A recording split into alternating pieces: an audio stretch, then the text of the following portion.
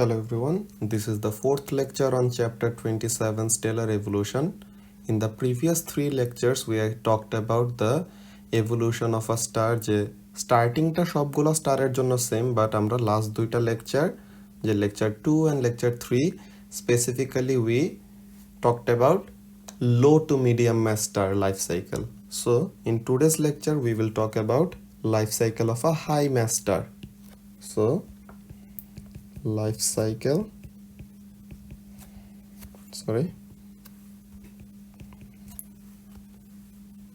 of a high mass star.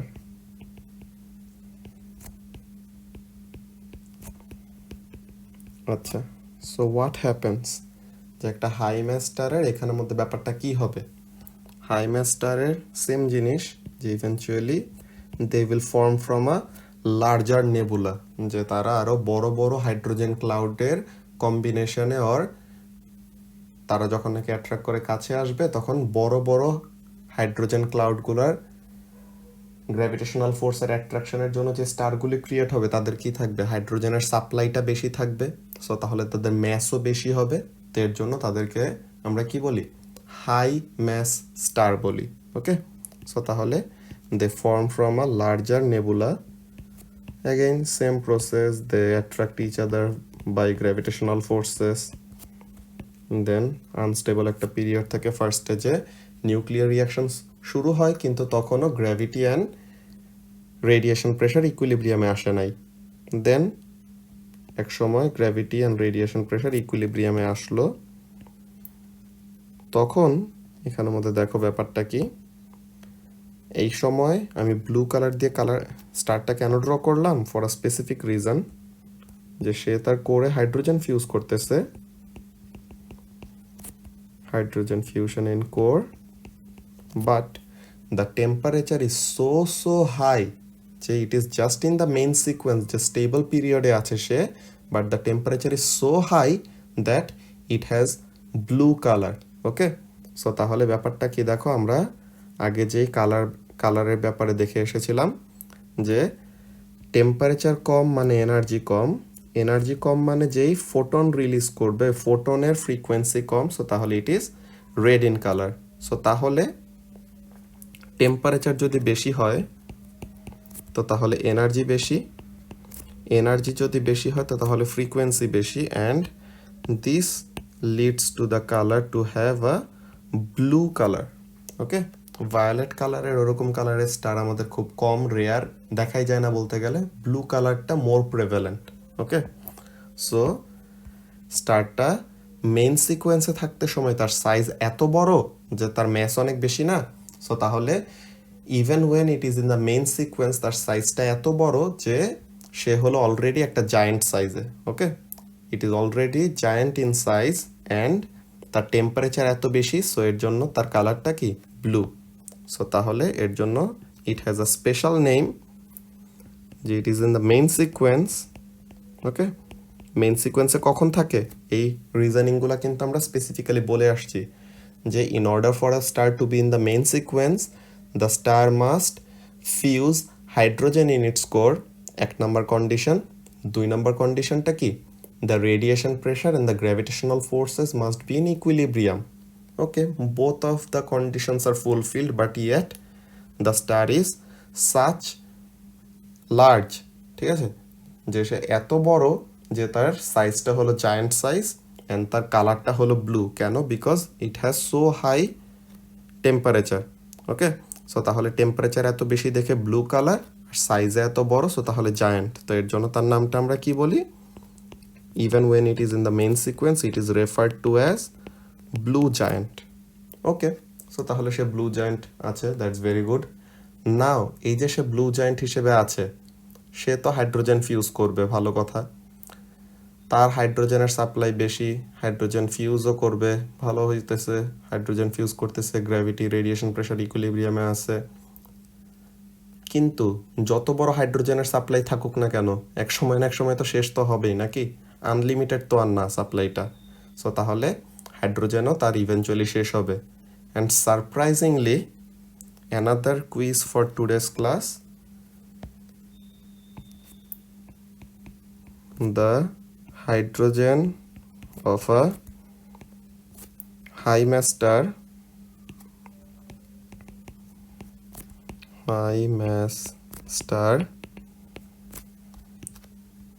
runs out quicker than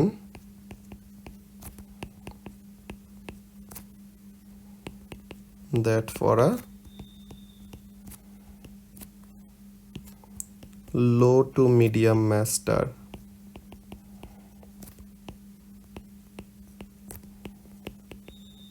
so তাহলে কোয়েশ্চেনটা হলো Y. Blue জয়েন্টের তো হাইড্রোজেনের সাপ্লাই বেশি, তার নামই তো হলো কি হাই ম্যাস স্টার। সো তাহলে হাই ম্যাস স্টার মানে হাইড্রোজেনের সাপ্লাই তার বেশি। So even though it has a greater amount of hydrogen available to fuse, তার হাইড্রোজেনটা তাড়াতাড়ি সে ইউজ আপ করে ফেলে then low to medium mass star. কেন? এখন এই কোশ্চেনটার অ্যান্সার অ্যাকচুয়ালি তোমাদের জন্য না, এটা আমি নিজেই বলে দিব। দ্য রিজন ইজ দ্যাট হাইড্রোজেনের এই যে ফিউশনটা হয় কেন? Because of gravitational force. So এই যে ম্যাস যে তার বেশি, সো তাহলে ম্যাস বেশির জন্য সে কি করবে? ম্যাস বেশির জন্য তার কম্প্রেসিভ ফোর্সটাও বেশি হবে, যে গ্র্যাভিটিটাও বড় থাকবে।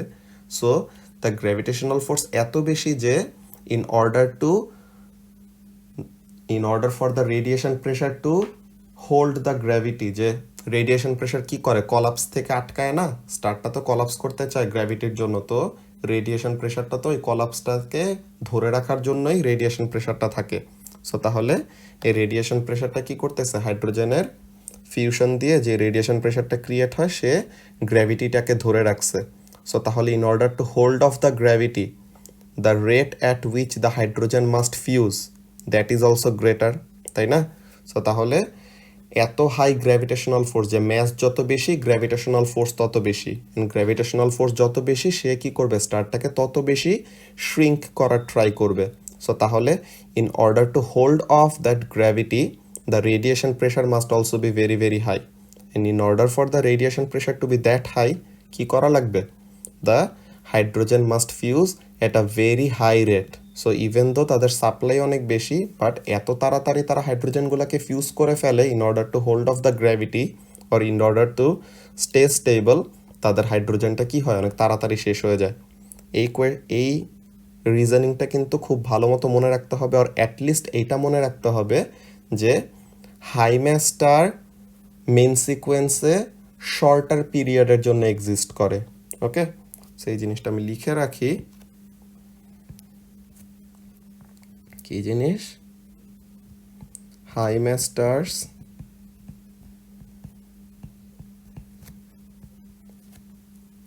Sorry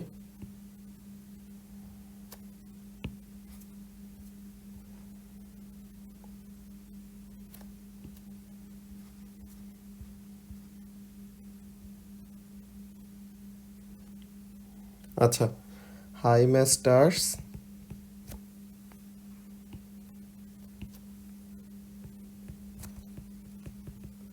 stay or exist in the main sequence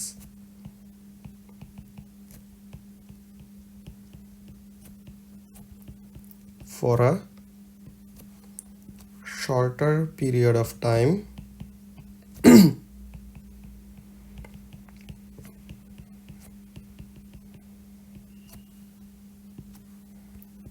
than a low to medium mass star, যে একটা লো টু মিডিয়াম মাস স্টারের থেকে একটা হাই মাস স্টার কি করে? কম দিন আর কম সময় মেন সিকোয়েন্সে থাকতে পারে। কেন? Because it runs out of hydrogen very quickly. আর্গুমেন্টটা কি? তার তো হাইড্রোজেনের সাপ্লাই বেশি, ইভেন দো তার হাইড্রোজেনের সাপ্লাই বেশি, তাও তার হাইড্রোজেন এত তাড়াতাড়ি শেষ হয়ে যায়। কেন? Because in order to hold off the immense amount of gravitational force for high mass stars, the rate of fusion must also be higher. So এত হাই রেট অফ ফিউশনের জন্য কি হবে? The hydrogen will run out very quickly. So that is the reason. Okay, so গেল ভালো কথা। তো এক সময় না এক সময় হাইড্রোজেন তো শেষ হওয়ারই কথা ছিল, ইয়ে তো হোনা হি থা। সো এখন হাইড্রোজেন শেষ, দ্যাটস ভেরি গুড। হাইড্রোজেন শেষ, এখন সে কি করবে? হিলিয়াম ফিউজ করবে। বাট আবার আগের মতো কাহিনী, যে হাইড্রোজেনকে যত টেম্পারেচারে ফিউজ করতে পেরেছে, হিলিয়ামকে ফিউজ করার জন্য তো সেম টেম্পারেচার হবে না, এর থেকে বেশি টেম্পারেচার লাগবে। So what will happen? যখন হাইড্রোজেন ফিউশন অফ হয়ে যাবে তখন ফিউশন বন্ধ, গ্র্যাভিটি কলাপস করবে। কলাপস যত করবে আর যত ছোট হবে টেম্পারেচার বাড়বে, ইভেনচুয়ালি হিলিয়াম ফিউজ করার মতো এনাফ টেম্পারেচার রিচ করলো। এখন হিলিয়াম ফিউজ করলে কি হবে? যে এনার্জিটা রিলিজ করবে এনার্জিটাও বেশি হবে, তাই তো? সো তাহলে হাইড্রোজেন ফিউজ করে যত এনার্জি পাওয়া যাইতো, হিলিয়াম ফিউজ করলে এনার্জিটা রিলিজ করবে আরও বেশি। সো তাহলে this will cause the star to expand, again same কাজ। সো তাহলে দ্য স্টার এক্সপ্যান্ডস, তো দ্য স্টার এক্সপ্যান্ডস। এখন দেখো ব্যাপারটা কি, সে অলরেডি ছিল জায়ান্ট সাইজে, মেইন সিকোয়েন্সে থাকতে সময় সে কি জায়ান্ট সাইজ, তো এখন এই যে সে আরও এক্সপ্যান্ড করলো, সো এখন কি সে কি হয়ে যাবে? জায়ান্টের থেকেও বড় সাইজের। সো তাহলে এর জন্য তাকে কি বলবো আমরা? It is called a super giant. And again when something expands it becomes cooler, তাই তো? যে সে তত কি হয়ে যাবে? তত ঠান্ডা হয়ে যাবে। তো যত এক্সপ্যান্ড করবে তত ঠান্ডা হবে, অ্যান্ড যত সেইখানে ঠান্ডা হবে তত কি হবে? টেম্পারেচার যত কম এনার্জি তত কম, এনার্জি কম মানে ফ্রিকোয়েন্সি কম, সো সে ইভেনচুয়ালি কি হয়ে যায়? রেড কালার হয়ে যায়। সো সে কিসে কনভার্ট হয়? It gets converted to a red giant. So একটা রেড জায়ান্টে কি হবে? তার বাউন্ডারিতে, যে একদম বর্ডারে আনফিউজড কিছু হাইড্রোজেন থাকবে, ঠিক আছে? তার বাউন্ডারিতে এখানে কিছু আনফিউজড হাইড্রোজেন আছে, অ্যান্ড তার কোরে কি হচ্ছে? হিলিয়াম ফিউশন হচ্ছে। তো এখন হিলিয়াম ফিউজ করে কি প্রডিউস করবে? কার্বন। সো তাহলে হিলিয়াম ফিউজ করে কার্বন প্রডিউস করে, সো তাহলে কার্বন প্রডিউস করলো। এখন লো টু মিডিয়াম ম্যাসের জন্য ব্যাপারটা কি ছিল? যে বলেছিলাম low to medium mass stars they have such low mass যে তারা যতই কম্প্রেস করুক না কেন, they will never be able to fuse anything heavier than helium. Rare কয়টা কেসে অল্প একটু রিয়াকশন হয়, ফুললি ইগনাইট করতে পারে না আর ফুললি রিয়াকশন করতে পারে না, ওই এক্সেপশন কেস আমরা নিয়ে কথা বলি নাই, মাঝে মাঝে পারে অল্প, but not the same rate or sustainable হয় না ব্যাপারটা, যে অল্প কয়টা রিয়াকশন হয়ে বন্ধ হয়ে যায়, ব্যাপারটা এরকম। সো এখন low to medium mass star তো পারে নাই, কেন? বিকজ তাদের ম্যাসের সাপ্লাই কম, তো তাহলে গ্র্যাভিটি কম ছিল। কিন্তু এখানে হাই ম্যাস স্টার, তার তো গ্র্যাভিটি অনেক বেশি হবে, গ্র্যাভিটেশনাল ফোর্স বেশি হবে না, ম্যাস বেশি, তাই। সো তাহলে তার গ্র্যাভিটেশনাল ফোর্স এত বেশি যে সে তখন কি করবে? স্টারটা শ্রিঙ্ক করে দেন টেম্পারেচার বাড়লে তখন কি করবে? It will be able to fuse carbon in its core. So তাহলে সে এখন কার্বন ফিউজ করা শুরু করবে, দেন কার্বনের থেকে ইট প্রডিউসেস নাইট্রোজেন, নাইট্রোজেনের থেকে ইট প্রডিউসেস অক্সিজেন, অক্সিজেনের থেকে দেন আবার এটা প্রডিউস করে কি?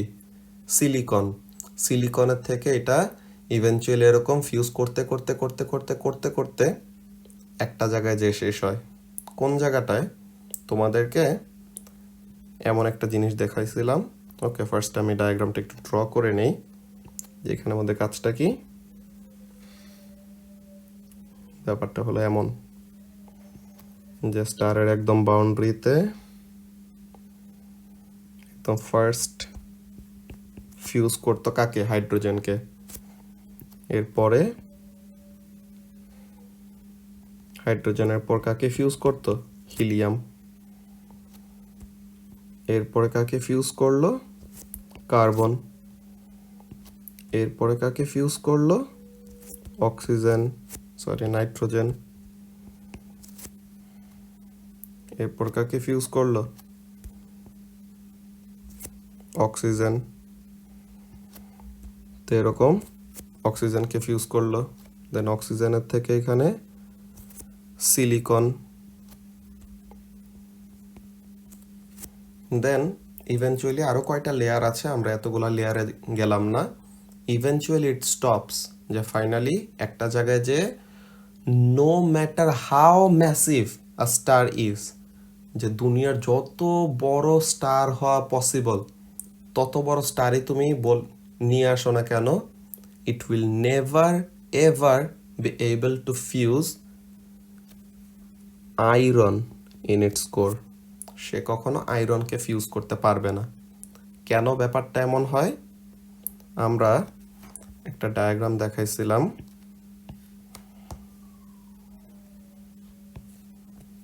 Binding energy per nucleon versus atomic mass or mass number, যেটাই দাও।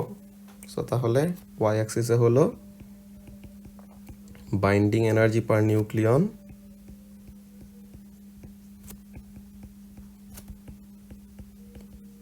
আর এক্স অ্যাক্সিসে হলো অ্যাটমিক নাম্বার। সো এই কার্ভটা দেখতে কেমন ছিল,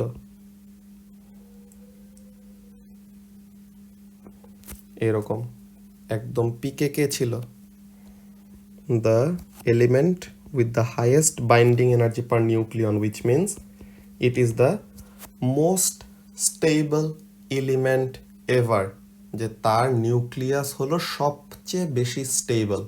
ওয়াই? বিকজ বাইন্ডিং এনার্জির ব্যাপারটা যদি আমরা এখন রিক্যাপ করি, ব্যাপারটা কি ছিল, it is the energy required in order to remove a nucleon from a nucleus. তো তাহলে আয়রনের নিউক্লিয়াসের থেকে একটা প্রোটন আর একটা নিউট্রন সরায় নিতে সবচেয়ে বেশি কষ্ট করতে হবে। কেন? বিকজ ওখানে the protons and neutrons are bind together or bound together with highest amount of force. So তাহলে তারা কি সবচেয়ে বেশি স্টেবল দেখে তাদেরকে সবচেয়ে শক্ত করে আটকায় রাখতে পারছে। তো এর জন্য আমরা কিন্তু ফিশন অ্যান্ড ফিউশন রিয়াকশন কেন হয় এটা রিজনিং দিতে সময় একটা জিনিস পড়েছিলাম। কি জিনিস? Elements that are lighter than iron, okay, elements that are lighter than iron as in hydrogen, helium, oxygen, nitrogen, carbon, silicon, aluminium, এই সবগুলা জিনিস তারা ফিউজ করতে করতে করতে করতে করতে করতে তারা কি করতে চায়, everything that are unstable want to become stable. তো তাহলে তারা ফিউজ করে করে কি প্রডিউস করতে চায়, they want to produce iron. So তাহলে ইভেনচুয়ালি আয়রন প্রডিউস করতে চায়। সো তাহলে fuse to produce iron, আর যারা নাকি আয়রনের থেকে হেভিয়ার তারা কি করবে, দে আন্ডারগো ফিশন রিয়াকশন, যে তারা স্প্লিট করে করে আর তারা ছোট হইতে হতে কি হইতে চায়, আয়রনের স্ট্রাকচার অ্যাটেইন করতে চায়। তো তাহলে ফিশন রিয়াকশন, যে দে আন্ডারগোজ ফিশন রিয়াকশন, আর আয়রনের থেকে লাইটার তারা কি করতে চাবে, they will want to combine with one another or fuse with one another in order to produce iron. So তাহলে আয়রন পর্যন্ত, দেন আয়রনকে ফিউজ করলে কি হবে ব্যাপারটা দেখো, যে হাইড্রোজেন হাইড্রোজেন ফিউজ করলে হিলিয়াম প্রডিউস করলাম, তখন কি হয়েছে, এনার্জি রিলিজ করলো। হিলিয়াম হিলিয়াম ফিউজ করে কার্বন প্রডিউস করলো, দেন এনার্জি রিলিজ করতে পারছে। কার্বন কার্বন ফিউজ করে অক্সিজেন প্রডিউস করলো, নাইট্রোজেন প্রডিউস করলো, তখন এনার্জি রিলিজ করতে পারলো। তো তাহলে এনার্জি কেন রিলিজ করতে পারছে, because the mass of the product is less than the mass of the reactants. কিন্তু এই সময় কি হচ্ছে, when it produces iron, then আয়রনকে যদি তুমি ফিউজ করতে যাও, the reaction will not be exothermic. যে এক্সোথার্মিক রিয়াকশন এতক্ষণ হচ্ছিল, যে রিয়াকশনের সময় তুমি এনার্জি দিচ্ছ কম কিন্তু ফেরত পাচ্ছ বেশি। সো তাহলে এটা এক্সোথার্মিক রিয়াকশন ছিল এতক্ষণ। কিন্তু আয়রনকে ফিউজ করা is like an endothermic reaction, যে তোমার এই সময় আয়রন আয়রন ফিউজ করলে ইভেনচুয়ালি এনার্জিটা কি হবে, আরও কম রিলিজ করবে। ওকে, সো তাহলে তুমি বেশি এনার্জি দিয়ে তাদেরকে ফিউজ করাবা কিন্তু সেই এনার্জি রিলিজ করবে কম।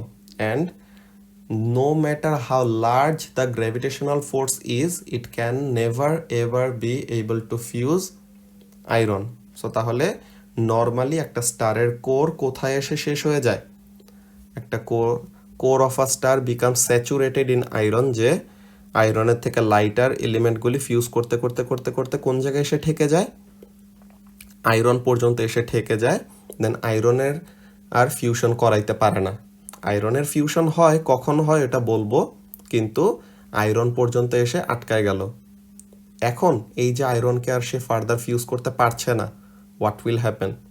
আয়রনকে যে সে ফার্দার ফিউজ করতে পারছে না, তো এখন ফিউশন বন্ধ।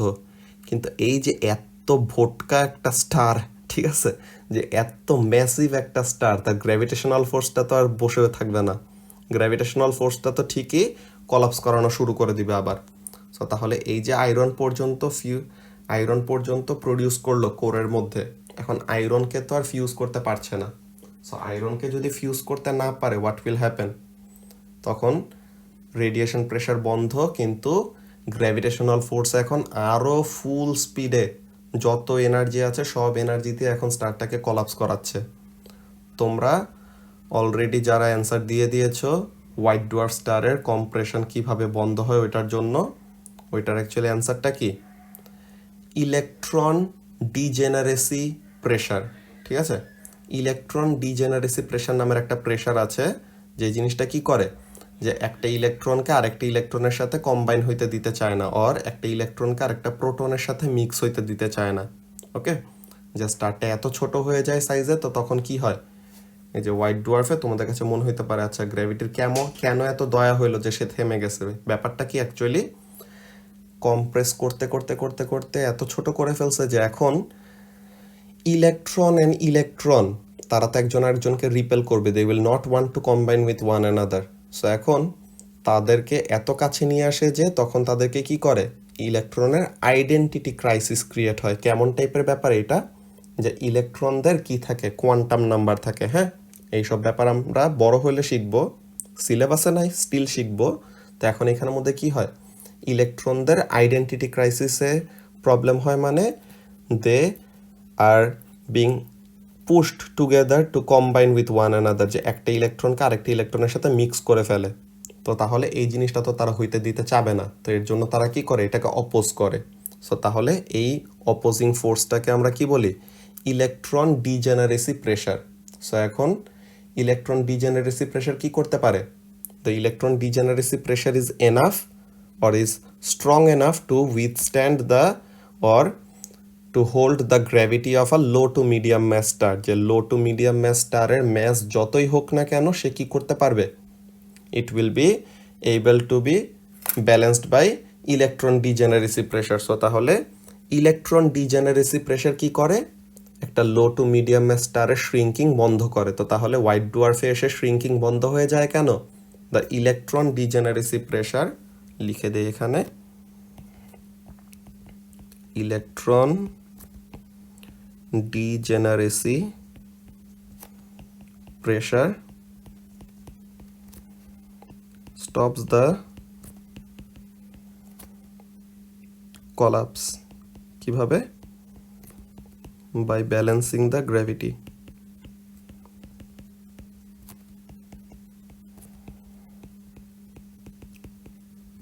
সো তাহলে যারা যারা রাইট অ্যান্সার দিয়েছো তাদের তো প্রাইজ তোমরা পেয়েই যাবা।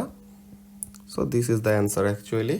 সো এখন এখানের মধ্যেও তো স্টারটা যে এই যে এখন তার ফিউশন বন্ধ, আয়রন পর্যন্ত এসে এখন তার ফিউশন বন্ধ, এখন কি হবে, এখনও তো স্টারটাকে কলাপস করাইতে থাকবে।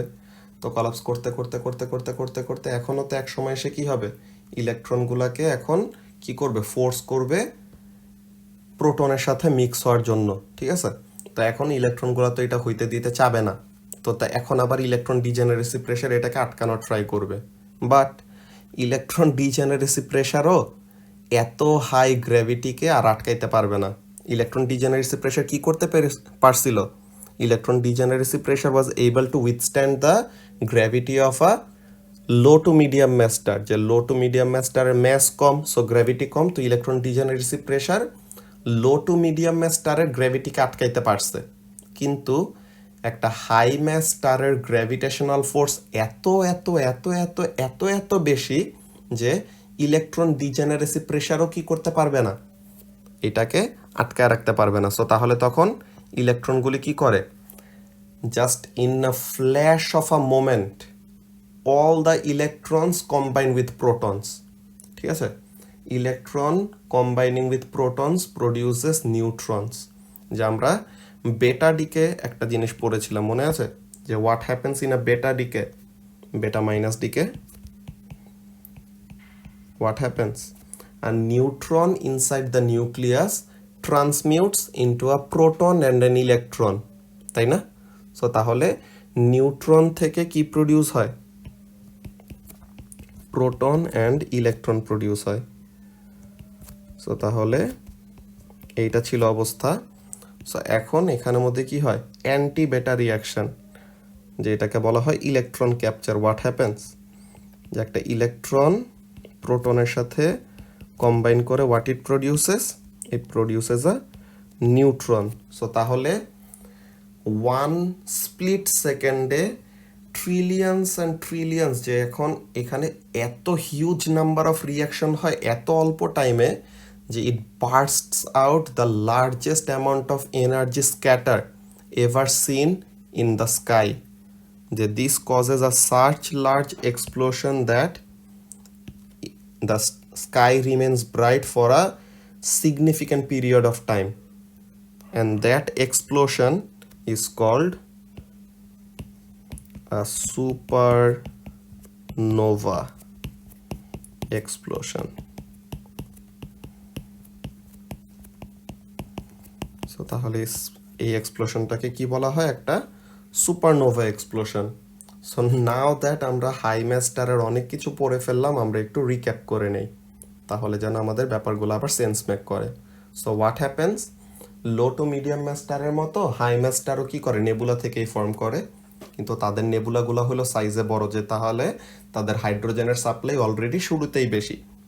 সো এখন তারা গ্র্যাভিটেশনাল ফোর্স দিয়ে নেবুলাগুলো একজন আরেকজনকে অ্যাট্রাক্ট করে করে কাছে আনতেছে, then eventually the temperature is increasing and এক সময় হাইড্রোজেন ফিউশন শুরু করলো। এখন হাই ম্যাস স্টারের ম্যাস এতই বেশি যে সে কি হয়? সাইজে এত বড় থাকে যে তখন সে অলরেডি কি জায়ান্ট সাইজের, অ্যান্ড তার টেম্পারেচারটা এত হাই যে সে মেইন সিকোয়েন্সে থাকতে সময় তার কালারটা কি হয়? Blue colour. তো এর জন্য তাকে আমরা কি বলি? ব্লু জায়ান্ট বলি। মেইন সিকোয়েন্সে থাকতেই তার একটা স্পেশাল নাম আছে, কি নাম? Blue giant.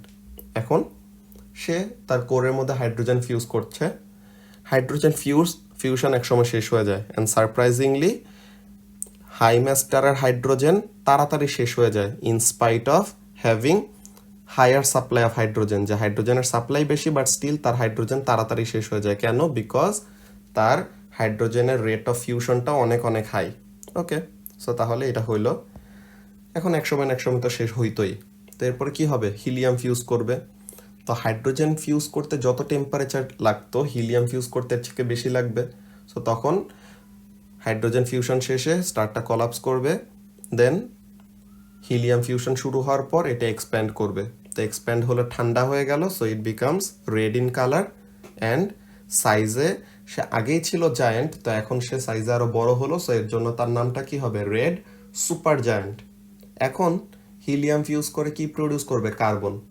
Now if we recall, low to medium mass star কার্বনকে আর ফিউজ করতে পারে নাই, কিন্তু হাই ম্যাস স্টারের তো গ্র্যাভিটেশনাল ফোর্স এত বেশি যে সে কি করবে? কার্বনকেও ফিউজ করবে, কার্বনের চেয়েও হেভিয়ার জিনিসকে ফিউজ করবে। এরকম ফিউশন করতে করতে করতে করতে করতে করতে ইভেনচুয়ালি যা ঠেকবে কোথায়? আয়রনে। যে সবচেয়ে ম্যাসিভ স্টারের কোরে কি থাকে? আয়রন থাকে। আয়রনের থেকে হেভিয়ার কাউকে সে আর নিয়ে আসতে পারে না, ওর আয়রনকে সে আর ফিউজ করতে পারে না। কেন? বিকজ আয়রনকে ফিউজ করলে আমাদের এনার্জিটা কি হয়? দিতে হবে বেশি, ফেরত পাবো কম, এমন টাইপের। অ্যান্ড আয়রনের repulsive force between the nucleus ওইটাও বেশি, তো এর জন্য আয়রনকে আর সে কি করতে পারে না, no matter how large a star is, সে কখনোই আয়রনের থেকে হেভিয়ার কাউকে ফিউজ করতে পারবে না। তো ফিউশন বন্ধ, কিন্তু গ্র্যাভিটি তো বসে নাই, তো গ্র্যাভিটি তো ঠিকই কলাপস করতে থাকবে। তো গ্র্যাভিটি এই যে কলাপস করাচ্ছে, দেন এক সময় এই যে লো টু মিডিয়াম ম্যাস স্টারের কলাপসটা এক সময় তো থেমে গেছে। কেন? হোয়াইট ডোয়ার্ফে এসে থামছিল কেন? বিকজ ইলেকট্রন ডিজেনারেসি প্রেশার নামের একটা প্রেশার কি করেছিল? গ্র্যাভিটিকে আটকে রাখতে পারছিল।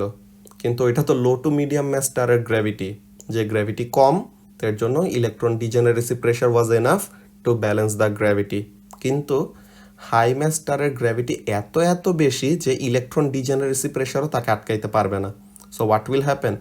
The electrons will combine with protons and they will produce helium, and the reactions occur in such rapid rate যে তখন এত high amount of energy release করে যে তখন স্টারটা কি করে, এক্সপ্লোড করে।